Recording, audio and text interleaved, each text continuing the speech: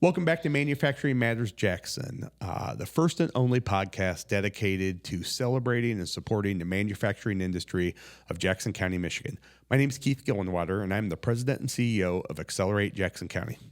And I'm Olivia Steele, Executive Director of JAMA. So, Olivia, what is going on in the world of JAMA? Oh, goodness, what isn't going on? So, I've been saying this for a couple of months, but all the end of the year stuff, you have to do, all your budgets and, preparing for all of that. And then, of course, this building. And finally, I was like, all right, electricians, I need this done by the end of the year. Right. So you're going to have to bring somebody else in here so you can get this work done. So that's where we're at. Got a second electrician on staff this week. So getting through that, moving some CNC equipment from the Career Center in a couple weeks. Awesome. So, yeah, we're excited. I think we'll be up and running for the first of the year. Everything. Yeah, so you were planning for January, if I'm. Yep. That's awesome. Congratulations. Yeah. That's a big deal. That's a big step for your organization, right? Yeah, it is. It's a huge deal. And it's a heck of a support for our manufacturing industry as well. So yeah. We just, Kelly Coughlin at the ShopRat Foundation sent out some information about our ask for additional CNC equipment. So that's gearing up. And yeah. Awesome. What about at Accelerate Jackson? Always a lot going on. I think I mentioned in our last episode that I'd had a long-time employee leave, right? And so that has been a lot for the rest of our team to take on, right? And so whenever you unpack somebody who had been with an organization for a very long time, there's just a lot that you find. And so that's been a lot of what we're doing. We also manage 5 entities under contract in addition to our economic development organization. And so it's the year end. And so the first essentially 2 weeks of December are all the annual meetings, getting packets out, scopes of work, new contracts, and our capital campaign. Find out more, acceleratejacksoncounty.org/2030. We are trying to get that campaign closed out. We are a little over at 80% of our goal right now, so I am confident, and we still have asks out that I think will come in that are already involved in our organization. And so the sooner I can close that out, not that I don't like going out and having those conversations, the sooner I can check something off of the list at the end of the year, right?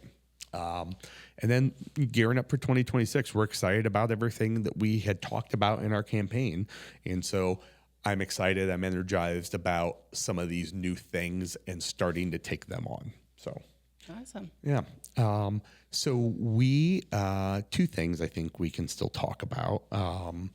First off, we recorded the second part of this episode first because of timing. And so we're recording this after our interview with our guests. Yeah.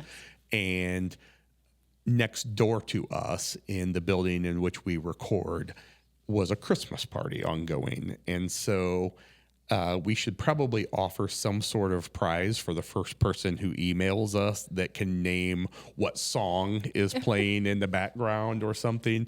I feel like JTV should throw like a free interview on the morning show or something out as part of that, a free guest spot. David, I don't know if you can hook that up. If not, I bet we can probably just throw some downtown bucks or something in. So I think that would be a fun thing. But we tried to end our interview quick enough to try to go over there to see if they still had an open bar, but I don't think that we got done in time. So I don't think so, but we do have the chamber event tonight. We do have a chamber event this evening. So yeah absolutely. We also have some big news. Do you want to talk about it, or do you want me to? Go for it. Okay. I know you're excited. I am excited. So our Manufacturing Matters Jackson podcast, we've been doing this for a year now. So I think this is episode number 12 for us that we're recording. And we have had a very good relationship with JTV and David, who you don't see on camera, but we try to talk to him at least once off mic and see if we can hear him talk back into us. We had an offer from JTV to maybe take this podcast to what would be the next evolution of it. And starting in January, our Manufacturing Matters Jackson is now going to become a TV show on JTV. Woohoo! Yes. So Olivia and I will get our first starring roles in the television. Well, my first starring role. I assume you've probably starred in lots of television shows, but no. But when I did mention it to my husband, he asked me if I was going to start getting TV celebrity, pay. Oh, so, yeah. Yeah. If you want me to go talk to your board about that, I probably won't. But I can send an anonymous email. How about that? Yeah. Right. No. Yeah. No, I'm really excited about it. I think it gives us a cool opportunity to really, what are we trying to do, right? We're celebrating and highlighting the manufacturing industry of Jackson. And so we have our YouTube channel, we have our podcast, and those will continue. Yes. We will have the television show where we will be able to do some on-site footage in studio and then on-site as well. Unfortunately, that means we have to leave this room behind. And so maybe I'm assuming at JTV we will no longer hear the 2:45 train when we record. Maybe not the ambulances and sirens. And the jackhammer. And the jackhammers from the parking garage. And probably not the Christmas party. Well, I mean, it's still downtown. We may still get a Christmas party now and then, David. I don't know. We get rowdy upstairs, so maybe you'll hear us banging away up there. JTV, I mean, they have a pretty rowdy bunch. I mean, the Hawley family are notorious partiers, right? So details will be forthcoming. So the day that we publish this episode will be a press release as well that has a schedule of when our first episode should be airing. And then exciting for us, it's not a one and done. It'll air several times, and then we will also have the episodes to be able to share. And so I think it's a really exciting and a really cool opportunity for Accelerate Jackson County and for JAMA, right? Absolutely. And I just want to make sure that they understand that the podcast isn't going anywhere either. So we'll be able to, have the TV show and use the podcast as kind of like a follow-up from the show. So our plan is to use it as a deeper dive, right? I mean, we're kind of limited on a half-hour television show with everything, plus particularly with going on site and those kinds of things. And so we will still have more of the insights of some of the questions that you hear us ask from week to week or month to month on this podcast. And so I think it's a really cool opportunity for us, and it'll be we're trying to highlight manufacturing and celebrate it, and what better way to do that than have them on a TV show and then be able to show things on site, right? Yeah, absolutely. It's exciting. Absolutely. So our guests today, would you like to talk about them? Yeah. So today we have Aaron Ring from PC Solutions and Judd Allen from Judd LLC. And we are going to be talking about security, cybersecurity, and physical security for businesses. Welcome back to Manufacturing Matters Jackson. We are here with our guests today. We have Judd Allen from Judd LLC and Aaron Ring from PC Solutions. Mm-hmm. Gentlemen, welcome to our Manufacturing Matters podcast. Thank you. Thank you. Absolutely. So we wanted to talk today about cybersecurity. And so for our episode, we thought that we would invite people who are much smarter than Olivia and I when it comes to matters of cybersecurity. So we wanted to kind of broach that subject a little bit. And so I think our first question I would have is, what are the biggest challenges that companies, manufacturers face as it comes to cybersecurity?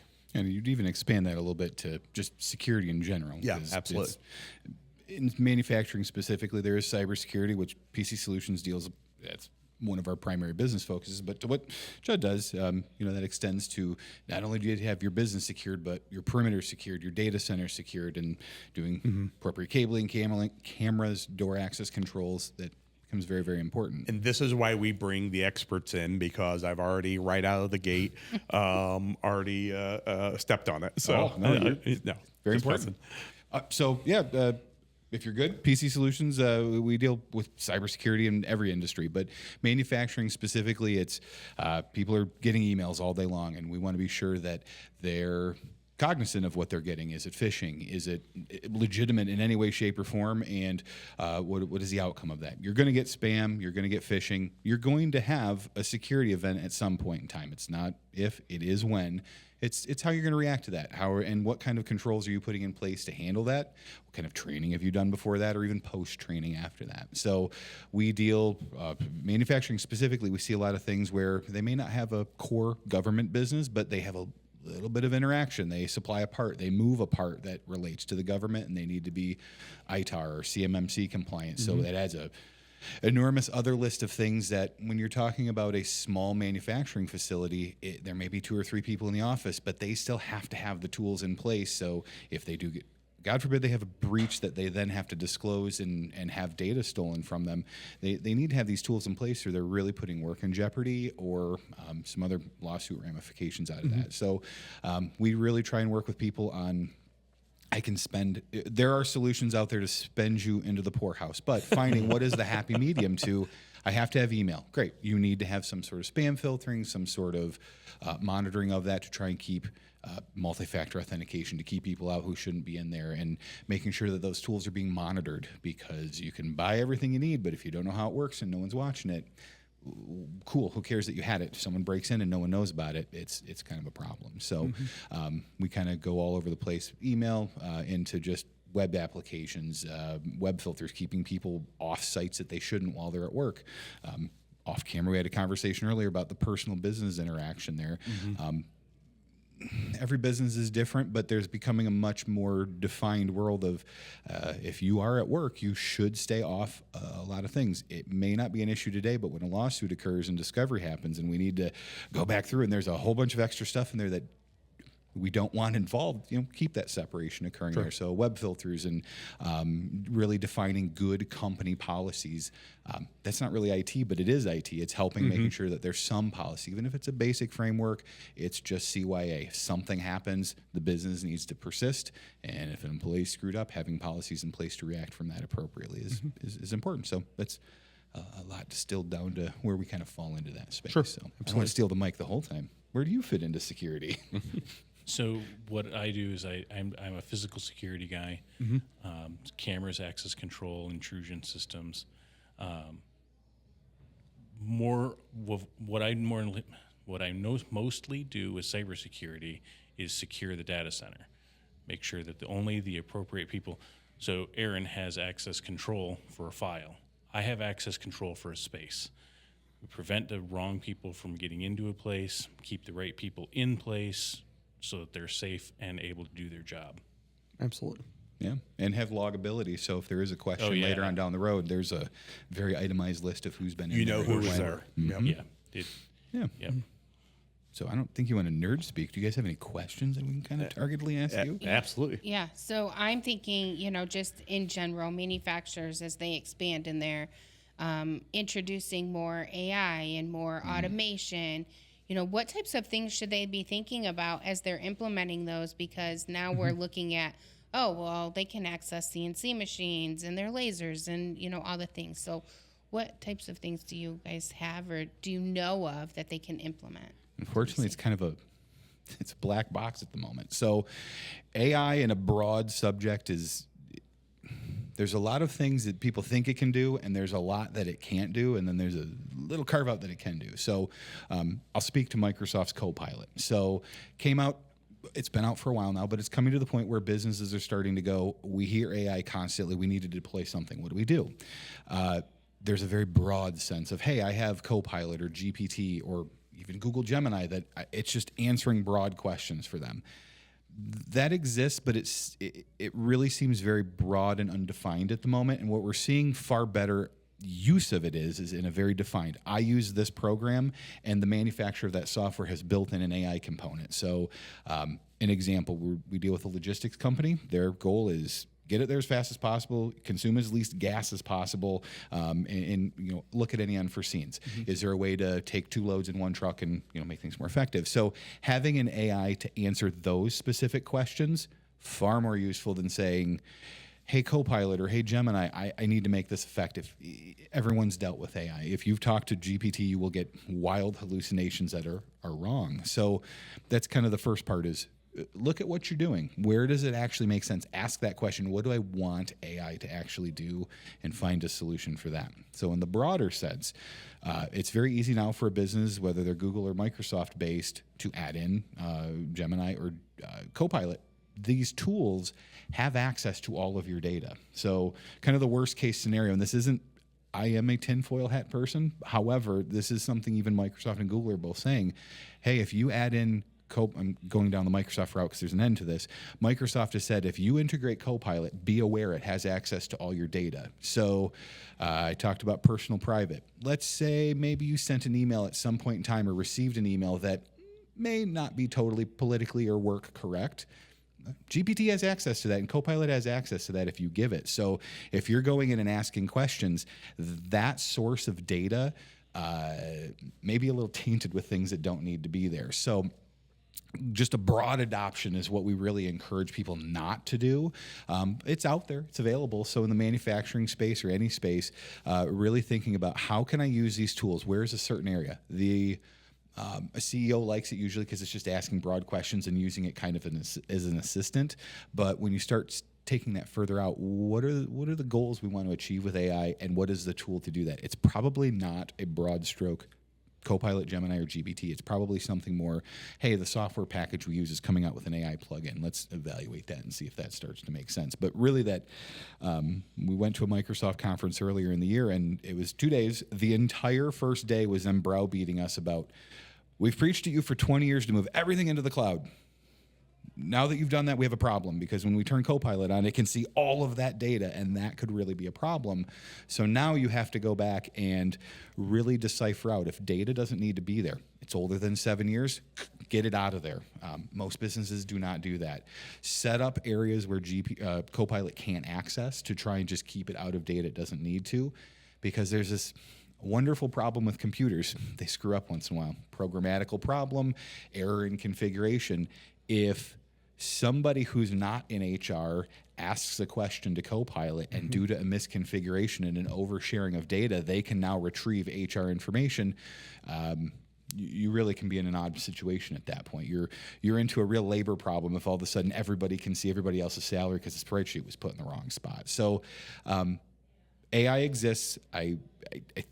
I think personally it's overblown from what it's going to be. We don't all have 3D TVs or live in VR goggles. So it's a little bit overblown, but it is here. It is going to exist. It's going to definitely filter down to more, I use this app, this is how I define it. And then to speak to Jed's world for a little bit, we're also seeing that in the camera space. Oh, yeah. It's mixed results, but it really is starting to fit into that. I want to see patterns on how many people are going through a certain space at a certain Video time. analytics is going to be a huge place for AI. And again, AI is very well developed for a very specific. We need to point AI at this task, do this thing. And video analytics is a great utility for AI. Yeah, we use a lot of our camera systems just had old motion alerts. Great, I can target this spot. Pixel changes. If a pixel changes, but that's helpful to know. But you put them outside, it's a deer or a branch walking by. Getting a little further and asking it, hey, I want you to notify me when a body walks by or when a car drives by with this license plate, or log the license plate and send it to me. Video analytics, which is AI looking at that data, very powerful tools that in varying uses at the moment. So you also can way overspend. That's the other big thing. The Microsoft event we went to, the guy leading it actually was a developer, a deployer, and he worked with a company that makes gene products that everyone knows of. Every employee got a license. They have something like 30,000 employees at $350 a license. Their adoption was 100%. Their usage was like 2%. That's a lot of wasted money. And capital grows your business, and capital keeps your business going. Don't waste it. And that is something we really work toward. Keith specifically asked me about Copilot. I tried to talk you out of it sooner than I tried to talk you into it. I'm happy to take your money. I will take your money 100% of the time, as long as you're not walking into it blindly. If I tell you this tool is not perfect, it will probably give you bad data. You need to double check it. It may create more work. And you still say yes, cool, we're going to walk forward. We're going to find a solution for you. So again, long-winded, but there's AI. Yeah, but what about like cybersecurity as it relates to like your CNCs and machining? What are So you seeing there? You get the physical bit, but I'll take the software bit. So everything's network connected now. From the cybersecurity direction, when we're building a network, we are seeing everything's connected, but we need to logically separate things. So putting in a firewall to keep the outside world from getting in, but even stepping further than that, saying, hey, this group of machines, they're on their own network and they can explicitly talk to this server, but that's it, no more. That is instead of physically separating, it's a good logical way to not do more cabling, more cost, but still keep things secure. There's a lot of wild things that could occur, but the reality of what you're typically seeing out there are ransomware more targeted at servers where the data exists, not the CNC machine itself. But yeah, I mean, it's that goes back to my earlier comment. When you start adding in all of these regulations from, if you're ISO, if you're at all dealing with the government, there are a lot of cyber policies, or at least computer policies written out there about separation of, talked about access control, but also separation of machines from where they don't need to be, users access to data they don't need to get into. A lot of that is, hey, I started out as a guy with a machine and I started working and then we grew, but we never went back and reevaluated and invested, or we don't see the value in investing. That is a mindset that works for a while, but eventually something's going to happen, and you're going to see your server ransomware up. And even if you're down for a day and it's solved, it still costs you a lot of downtime. And there's usually a fallout from that adds up quickly. Even if you have a cyber policy, insurance policy, you still have to deal with that. And your time is valuable, and your time is money. So it becomes very difficult. So I take it from a logical aspect of, I know everything's going to be physically wired together. How do we logically separate it out and secure it down? What about from the physical side then, Judd? From a physical side, again, the logical component of splitting up the network in we call VLANs, so a logical separation, the one big network.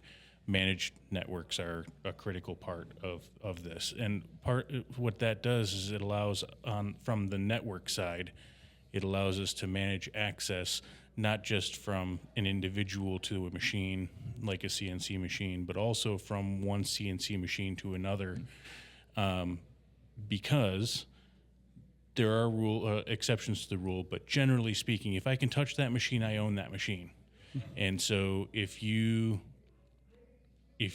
don't disallow access from one machine to another without the appropriate permissions, that can become a huge cybersecurity vulnerability from within your building. So that's leading into access control from a physical side. We want to make sure that we're allowing people that have a responsibility to perform a work function at that machine. They should have access to that machine. If you do not have a responsible work function at that machine, maybe we should ask more questions and decide whether or not they should have physical access to that machine. Going a step further, we see, again, I said the small man business growing bigger. Simple things like a rack or a locked data room. Again, that physical access.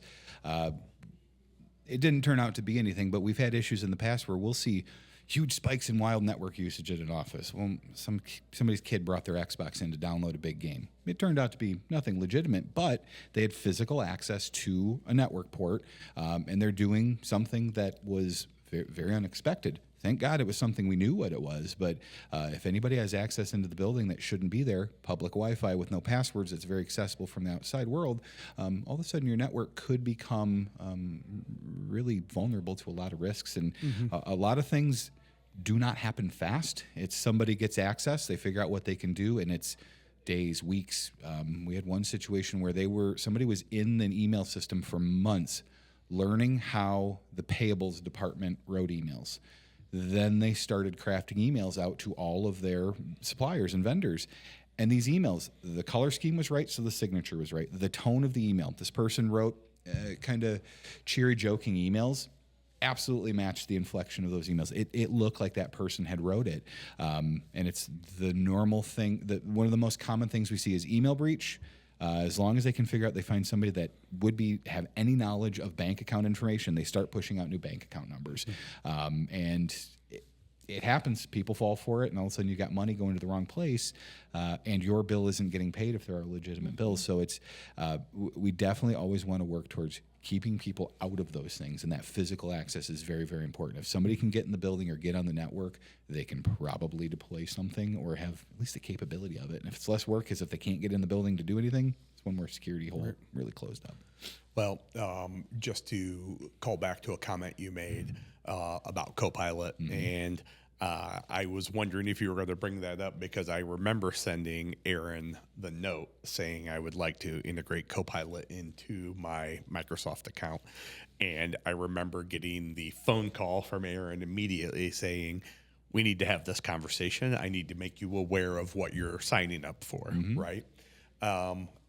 We elected to go forward with it anyways, and I will say I have loved how helpful it has been to us from things.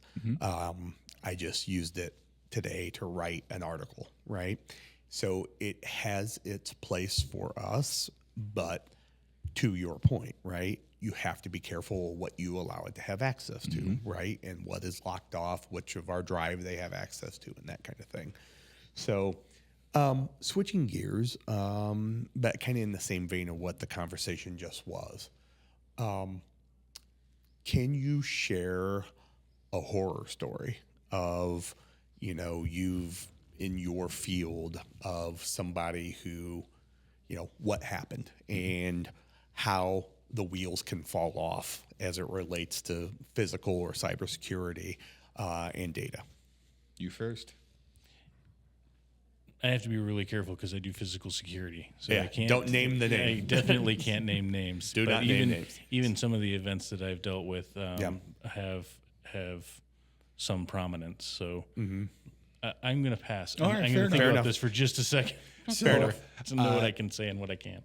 We deal with a lot of situations that you hear very repeated. So I'm under the same restraints. However, same crap, different day. Unfortunately, we see a lot of businesses and a lot of people fall for the same type of attack. So we're kind of coming out of a situation right now.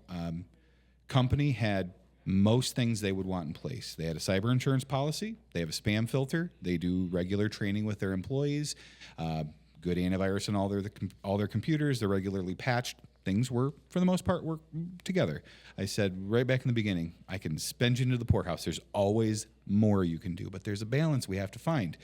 What is your IT budget, and then what of that can we allocate to security, because there's always more you can do. So this company, still mostly unclear of the exact entry point. It appears it was an email.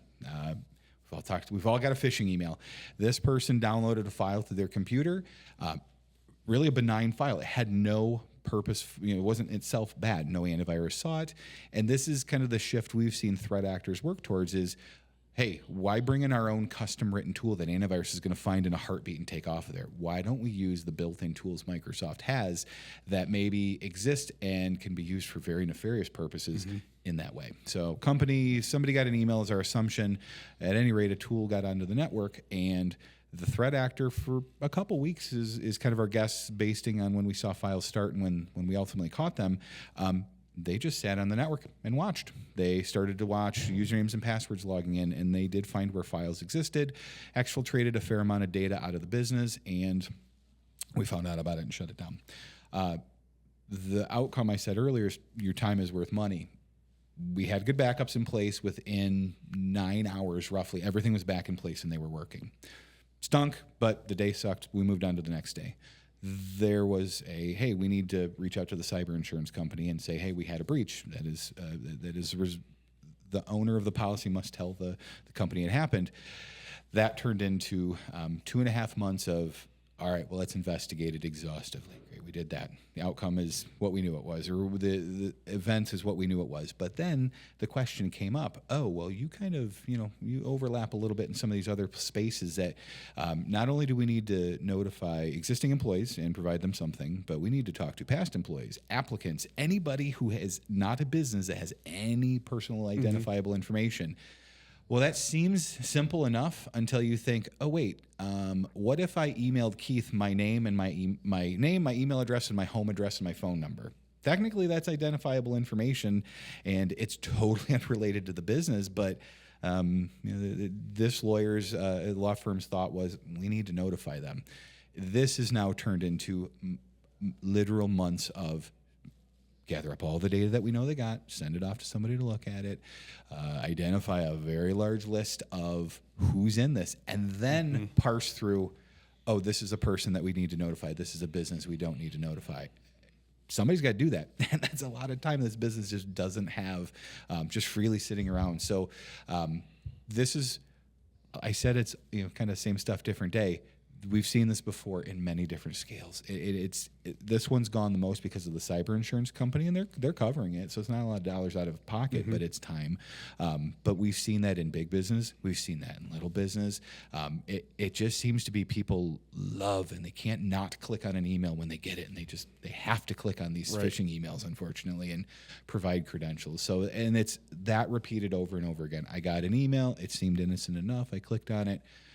So most of the time it's nothing. Most of the time we can shut it down pretty quickly, but other times it's that was really a scary event in that they sat there and they just watched. So they watched for weeks. It's definitely an invasion that after the fact it's, oh no, what did they touch? What did they get access to? And trying to piece that back together. So like I said, there's a certain situation, but we've dealt with that 3 or 4 times at different places, and it's just the same thing over and over again, unfortunately. I have a story that's similar, but more in line with the conversation about physical access control and disallowing people from spaces they shouldn't be in. We had a healthcare provider not associated with the healthcare providers in Jackson. Just want to clarify that.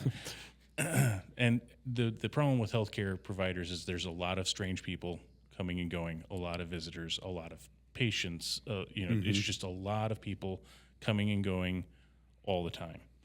And we had a bad actor that walked in and went into a more employee-focused space and sat down and jacked into their network and started moving files. And wow. Yeah, it just walked right in like he owned the place and sat down and connected to the network. And if you have a network, you should be unplugging unused ports or turning them off virtually. Yeah. So, or maintaining access control physically to make sure that people that don't belong are not in places where they can access that sort of thing. That's something as you say that, I sit there and think about how many businesses I walk into and you see an empty office or something, or you don't have to go that far. Into a room. You literally walk into their lobby where they have a phone, and that's where you need to call somebody to let you in. That's an open network port I could plug in there. I can probably look around this room and see network ports, right? And then the question is, are they shut off? Probably not. You want to test it? No. Let's not do that. No. If we were in a different community, yes. So my question is, as it relates to this, right, are there tools that the IT companies have that they're getting notifications as soon as something is happening? Yeah, and it's a cat and mouse game, at least in the computer side of it. Yes, there are tools, but the tool has to know what it's looking for. So, like I said, the tools we're seeing used a lot now are legitimate tools. So a traditional, hey, I've got antivirus on my computer, I should be safe. That's not the case. Looking at a legitimate tool on the computer being used for a nefarious purpose becomes important. So there's antivirus, and then the most common name you would hear it is EDR. It's endpoint detection and response. So it's a tool that's watching activity on the computer and trying to identify out of sort, inappropriate, strange activity, and then reporting that. There's endless numbers of vendors that all do things mostly the same but a little different. But yeah, there's plenty of tools out there to do that. But that's your computer. So then there's tools that tie into your email system. Then there are, like I said, you get into the physical security. There are plethora of tools out there. They exist. We see a lot of customers, like I said, they get kind of paralyzed in the cost question of, well, what do I protect? I can't do all of it. There's the last bid I put together for, it was going to add almost $20 an employee per month for that company. That at some point that cost becomes prohibitive. Right. So trying to identify, okay, what is our threat point? What is the industry we're talking about? If you are a smaller manufacturer, you have a couple computers, you do not deal with anything government related, I'm going to give you a recommendation of everything, but what is the right fit for you? It's probably a bit smaller than, hey, we deal with medical, banking, we are dealing with all kinds of compliances. It's out there. It doesn't have to be prohibitive in terms of cost, but we need to at least figure out what it is and start to work that into the budget. Mm-hmm. There's so many things now. Compliances, I bring those up. If you're ISO, there's a few different ISO compliances. These are not you should, you must. And right. The fun thing about any of these compliances is there's an auditor that comes in and gives you kind of a stamp of approval, and then when something hits the fan, then you kind of deal with the recourse. It's not a black and white. You must have this. Oh, you don't have this, you can't move forward. So we see a lot of entities that they know they should do these things. They take the gamble. Sometimes that works out well. Other times it doesn't, and then you got to deal with it from there. So yes, there are always solutions. It always comes back to money, and there's also other tools out there that they kind of evolve. They may be expensive today, but let's look at new vendors that have entered the market. There may be somebody doing something 90% of that's dramatically cheaper, or a couple solutions that'll get you what you need. That's a different cost, a more palatable cost. There are a couple of things that are really low barrier to entry also. If you have open ports that are patched into your network, go unplug them.